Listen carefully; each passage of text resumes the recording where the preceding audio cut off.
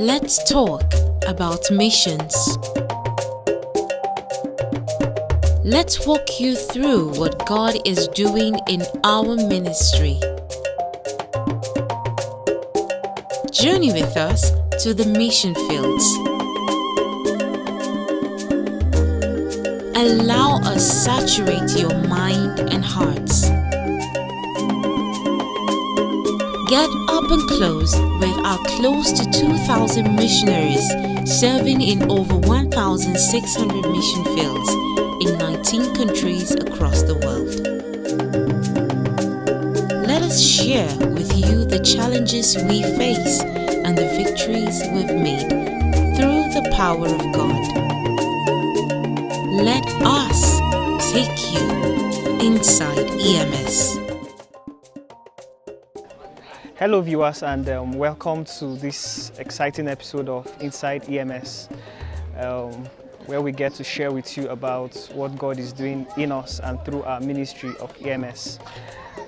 Today we're bringing you live coverage from one of our interventions here in Bokos local government, where we visited some of our Christian brothers and sisters who were caught up in the Christmas Eve attacks that took place in Bokos, part of Banki Ladi, and also part of Mangu local governments of Plateau State. And we are here in one of the camps. There are about 13 camps that are spread around Bokos at the moment, and over 15,000 persons have been displaced as a result of the attacks that took place. And sadly, the attacks have not stopped as we speak right now. There are pockets of attacks that are taking place even in Mangu local government. And together with and through the help of some of our brothers and supporters, especially German HMK, we are here today in one of the camps to sympathize with our brothers and also to provide some foodstuffs for them. I can tell you that staying here in the camp is very difficult for many of them. Many of them have lost homes, many of them have lost family members, children, parents, and they are here holed up in this camp. And many of them have lost their means of livelihood. Some of them were workers, they cannot go back to their workplaces. Some of them have businesses that have been destroyed. Some of them cannot go back to their farmlands, and so they are here hungry and in pains over their losses. And so we came here today to provide this humanitarian aid to them. Here we have foodstuffs like rice and beans and maize and oil, and also gari, to support them. We also want to encourage all of our viewers to keep praying for our brothers, and most importantly, if God is leading you and God has placed in your heart to support them, you can do that through us. We are open, and our phone numbers are on the screen, also our account number. You can send in designated supports so that we can help our brothers.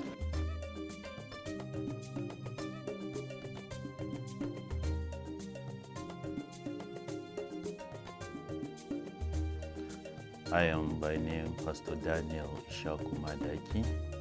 I work with the Prayer and Promotions Unit of the Evangelical Missionary Society of Ekwa, EMS. The incessant insecurity that we keep experiencing here in the north central part of Nigeria is an age-long problem that continues to go in a vicious cycle, seemingly unabated by the authorities that be. And one wonders why, actually, because to my understanding, one of the key responsibilities of government is to protect life and property. So when you keep seeing these things happening, you wonder why then is the government in place if they cannot provide as little as the security of the people that are living under their jurisdiction. And this problem is not only in the North Central. We can see how it has spread across the entire landscape of Nigeria. The Northwest is not exempted, nor are other parts of the country. And indeed, it has a way of taking toll on the entire livelihood of the people. You cannot go out to do your legitimate business without the fear of being attacked by these bandits. Even people that are at home continue to experience these attacks, pathetic of which is the killing of women and children. From what we read, even in full-scale war, you can't just go and kill helpless people. Some of them sleeping in their rooms, you burn them and you go and it's pathetic.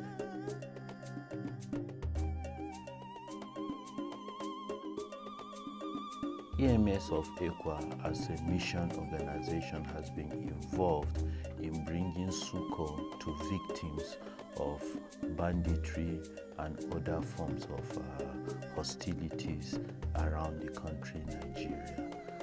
Many a times when villages are sacked and there are internally displaced persons, we identify such camps where they are kept. We mobilize for support in kind and cash, and we go to distribute this to them. We are not particular about just our missionaries or members of our churches, but whoever we find. In fact, people of other faiths also enjoy from the many interventions that EMS has been giving at various times and in various places where such occurrences happened. A few days ago, I was privileged to be part of the team that traveled to Bokos, to one of the IDP camps, to help facilitate the delivery of aid through the EMS of Ekwa as a result of the partnership between EMS and the HMK. So we visited this IDP camp in Bokos, where the victims of the December 24th Christmas Eve attack on several communities are taking refuge. It was indeed a great opportunity for me to see with my own eyes and hear the stories of the suffering of these victims of the attacks. And I was privileged also to interact with some of these victims who shared the gory details of these attacks on their communities, and it's just so, devastating and sad. Like many other mission organizations, EMS work in partnership with other missions as agencies, both within and outside of the country. Of recent, we had cause to travel to Bokos after the Christmas Eve mayhem of 2023. We embarked on this journey to Bokos, courtesy the help that we have received from one of our mission agencies in Germany by name HMK. HMK came through for the victims of the attack in Bokos, and we went with bags of assorted grains ranging from maize, beans, and other foodstuff, along with other material gifts to distribute to these people. And indeed, it was a pathetic sight, because even while we were there, we were told that the night before there was another attack.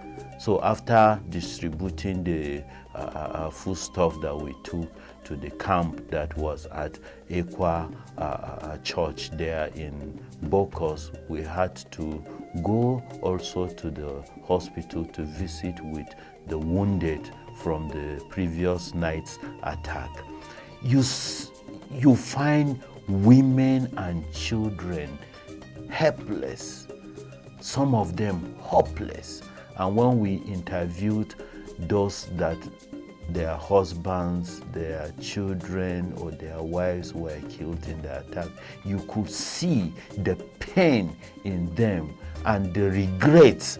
Some of them even are regretting being Nigerians in the first place because they thought the government is not doing anything to protect them. Growing up and even at this stage, we know and hear of stories how other countries of the world could go to any length in order to save the lives of their citizens wherever they live in the world. So why is it so in our country? You see children, orphans, you see widows, you see men, losing their wives and children. It's really pathetic. So while we were there, we had cause to interview some of these victims, and their testimonies was that of horror indeed. The people came in the dead of the night, met them while they were sleeping. Some of them that were lucky to break out of their houses could find, ways to escape. But those who were not so lucky were killed in the course of escaping. And then those who didn't even know what was happening or didn't get hold of the alarm that was raised were burnt down in their homes. What a pathetic thing to happen to human being by fellow human being. That is, if these people are actually humans, because sometimes you tend to think they are other creatures. No, you can't do that in your human sense. What was a little bit comforting was the opportunity that we had to deliver this aid to them. Having lost everything, they've lost their homes, they've lost their livelihoods, and some were barely even able to escape with just what they had on their body. One of the victims was also sharing with me how every house in their community was burnt to the ground, including their motorcycles, including their granaries where they store their food, including the cars, and everything they had was burnt. So they were left with nothing. So all I can say to other mission organizations and other well-meaning Nigerians and even those who are outside of the country is, please do not get tired of extending a hand of fellowship to help victims of such attack in Nigeria. This thing, the Bible has not left us in darkness, will continue to happen until our Lord Jesus returns. So what he expects of us to do now is to always identify with those who have found themselves in this situation in any way we can, as individuals, as businesses, as organizations. Please, as you put that spoonful of whatever in your mouth, know that there is somebody somewhere who is looking for just that in order to survive. As you lay in the comfort of your bed, know that there are people somewhere that could not lay their heads even on stones to sleep. Please, let us all be generous in helping these people, and our Lord Jesus Christ, who rewards every good work, will reward us accordingly. That's the much that we can take on today's episode of Inside EMS. We hope to bring you more of some of the things that God is doing with us here in EMS in our subsequent episodes. Until then, just keep watching us on all of our social media handles, on Facebook, on Instagram, and also on YouTube. You can follow us on EMS of Equa. You can like and also subscribe to all of those pages and platforms. We're going to be back with other exciting episodes next week. Thank you so much for staying with us. I am Ilya Peter, and this is Inside EMS.